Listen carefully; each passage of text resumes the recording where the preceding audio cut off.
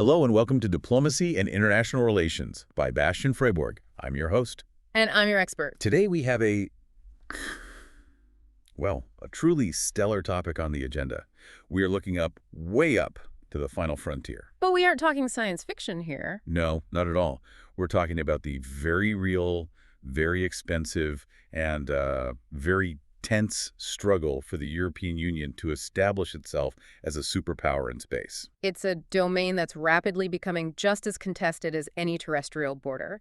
You've got fierce competition from the US, China, Russia. And the big question we're asking today is, where does Europe actually fit into this new space race? Exactly. And to figure that out, we've waded through a massive stack of, very heavy documentation. We really have. We're talking about the cost of non-Europe report from the European Parliamentary Research Service, the EU's space strategy for security and defense. And, various analyses of the Artemis Accords.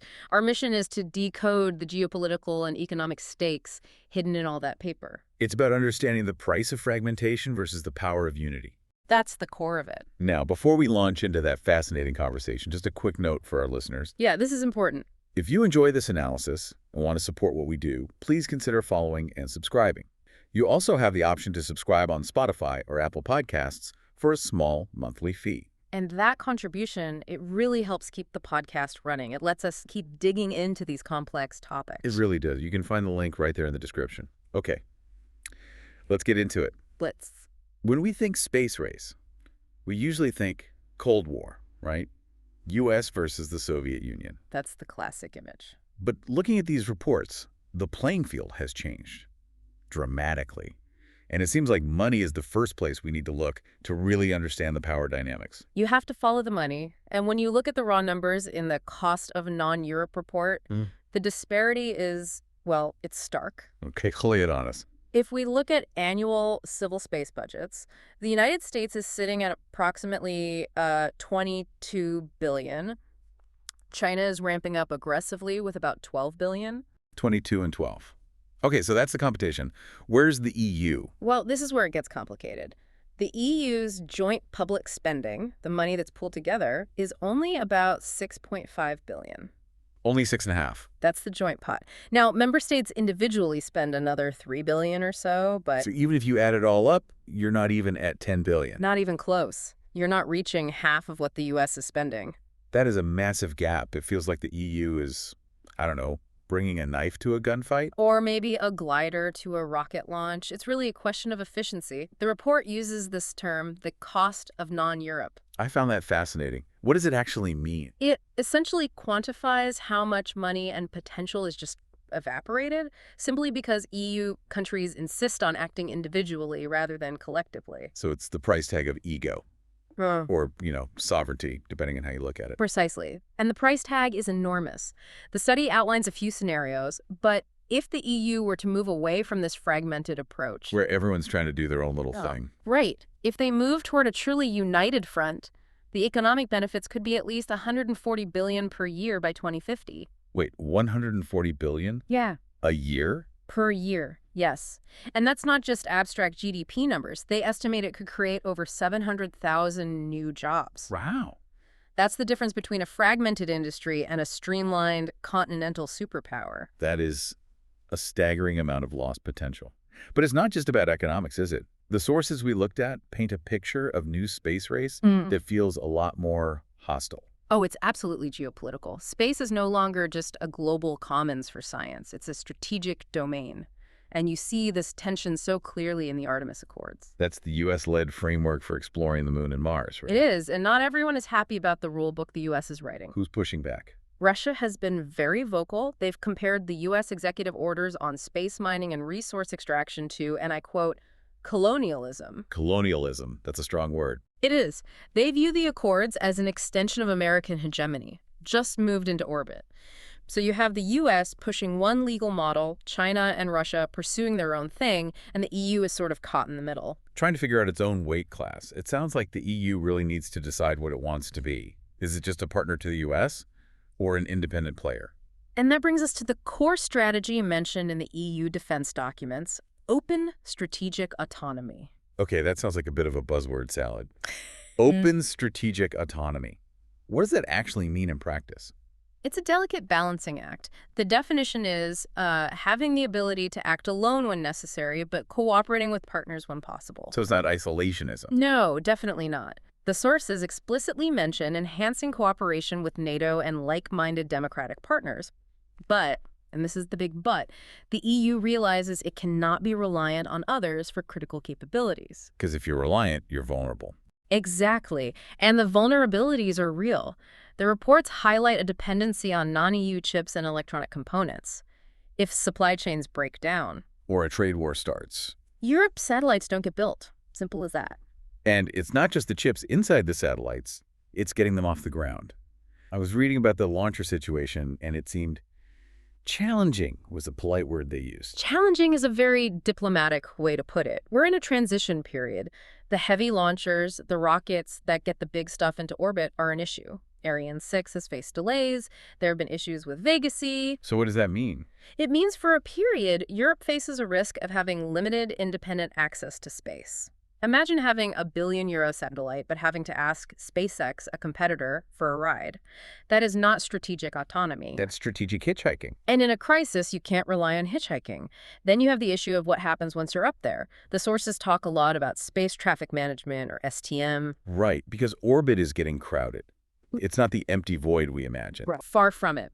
You have the debris problem. Thousands of pieces of junk flying at hypersonic speeds. But you also have the weaponization risk. What's the EU doing about that? They're pushing a campaign called 3SOS, Security, Safety, and Sustainability, trying to promote good behavior. It sounds like trying to enforce traffic laws in the Wild West. It's a valid comparison, and it gets very technical. The reports emphasize the role of the ITU, the International Telecommunication Union. They manage radio frequencies. Sounds boring, but I'm guessing it's critical. Absolutely. If your satellite's frequency is jammed, that satellite is a useless brick, and that spectrum is becoming a crowded battlefield. So let's talk about the industry itself. The reports distinguish between upstream and downstream. Yeah. Can we break those down for everyone listening? Sure. It's quite straightforward. Upstream is the hardware building the rockets, the satellites, the ground stations. And downstream? That's what you do with the data once it's beaming back to Earth. So agriculture apps, aviation tracking, urban planning, banking systems. And the big money is usually in the downstream, right? Using the data. The massive economic value is downstream, yes, but you can't have the downstream without the upstream. And this is where the EU has an innovation problem. What's the issue? The sources highlight that Europe is fantastic at research, brilliant papers, great concepts, but we struggle to scale startups compared to the US. This is that classic European valley of death for new companies. It is. The report explicitly warns about the risk of EU startups being sold to non-EU giants, often American companies. When that happens, the know-how, the intellectual property, it leaves Europe. So European taxpayers fund the research, but the benefit goes elsewhere. And the strategic control goes with it. We did find some really cool examples of companies fighting this trend, though. The reports mentioned a few specific players. Yes, it's not all doom and gloom. There is a vibrant ecosystem. I was particularly drawn to the Danish angle here. Copenhagen suborbitals. Ah, yes. The amateurs. It's described as a crowd-funded nonprofit. They're trying to fly an amateur astronaut into space on their Spica rocket. It just feels very garage band. It's a great example of that new space spirit democratizing access. Yeah. But you also have more industrial attempts. Look at Arca Space in Romania. What are they doing? Developing the Eco Rocket, which Yeah. uses water-based propulsion. It's an attempt to make launches cheaper and greener, which, aligns with EU goals. And then you have whole national strategies. Poland really stood out to me. Their ambition is huge. They set a goal for their space sector turnover to reach 3% of the total European market by 2030. That is incredibly ambitious. They're trying to move up the value chain, not just be consumers of data, but producers of technology. And then you have Luxembourg. Luxembourg is fascinating. It's so tiny, but it's positioned itself as this huge hub for space business. They realized early on that space mining and resources needed a legal and business home, so they created a regulatory environment that attracts those companies. It's a very clever niche strategy. So we have these pockets of innovation. But the reports suggest they aren't enough on their own. What's the fix for that startup scaling issue? The sources point to procurement. So, buying stuff from them. Exactly. In the U.S., NASA acts as an anchor customer. They say to a company like SpaceX, if you build it, we will buy 10 launches. That guarantees revenue. And the EU needs to do more of that. Yes. Specific procurement programs for SMEs, small and medium-sized enterprises. We need to stop them from being crushed by the big incumbents. We need to award contracts that let them grow. So put your money where your mouth is. Don't just give a grant, give a contract. Precisely. A grant is charity, a contract is a business model. Let's zoom out to the future. That EPRS study laid out 4 scenarios for where the EU could go. They range from low impact to high impact. Scenario 1 is the status quo. Fragmented. We keep doing what we're doing. And the impact of that is low. We just stay dependent on the US and China. Which is, as we've established, geopolitically dangerous. Then you jump to scenario 4. This is the ideal state. Full open strategic autonomy. Right. This assumes the EU member states actually agree to pool resources, unify governance, and really go for it. And that's where the ever 40 billion reward comes from. Yes. But the stakes are not just financial. This connects back to the strategic compass for security and defense. Space is now officially a strategic domain. So what are the threats they're worried about? Cyber attacks on ground assets hacking control centers, jamming signals, and even anti-satellite weapons. If a conflict breaks out on Earth, the eyes in the sky will be the first targets. And if the EU is relying on someone else's satellites? The lights go out. Banking, logistics, military coordination, it all just stops. It's terrifying to realize how much of our daily life really hangs on those satellites. And that is the why should I care for the listener. You might think space is about Mars rovers and pretty pictures of nebulae. But it's your ATM transaction. Your GPS navigation, the supply chain that brings food to your supermarket. That is all space data. If the EU loses influence or access, it affects your daily life, your daily sovereignty. So to sum it up, we have the technology. We have Galileo for navigation, which is actually more precise than American GPS. We have Copernicus for Earth observation. We have the tech. What we lack is the unified governance and the unified budget to leverage it. Which brings us to the big, thorny question.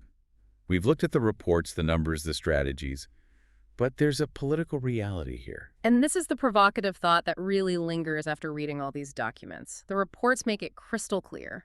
Fragmentation is the enemy. To get that 140 billion reward to be secure, Europe must unite its space policy. But look at the political landscape in Europe right now. Rising nationalism. Exactly. In a Europe where countries are becoming more protective of their borders and their budgets, can member states actually agree to hand over enough power to a central EU space authority? Are France, Germany, Italy, Poland willing to subordinate their national industries to a collective strategy? That is the paradox. Yeah. The logic says unify, but the politics might say me first. And if the politics win, open strategic autonomy might just remain a buzzword in a PDF file, while the US and China carve up the solar system. It raises the question, is the dream of a united European space power just a pipe dream in the current political climate? Something for you, the listener, to mull over. Can we afford the cost of non-Europe? Or can we afford the political cost of unification? A massive thank you to everyone for joining us on this exploration of the EU space strategy. We hope this analysis of the source material has given you a new perspective on what's happening just above our heads. It certainly highlights that gravity isn't the only thing holding us back. That's a good way to put it. Remember, if you want to support Diplomacy and International Relations by Bastian Freiburg, please follow the show. And if you learned something new today, please rate the show 5 stars. It really helps us reach more people. Thank you for listening. Until next time, keep looking up. Goodbye.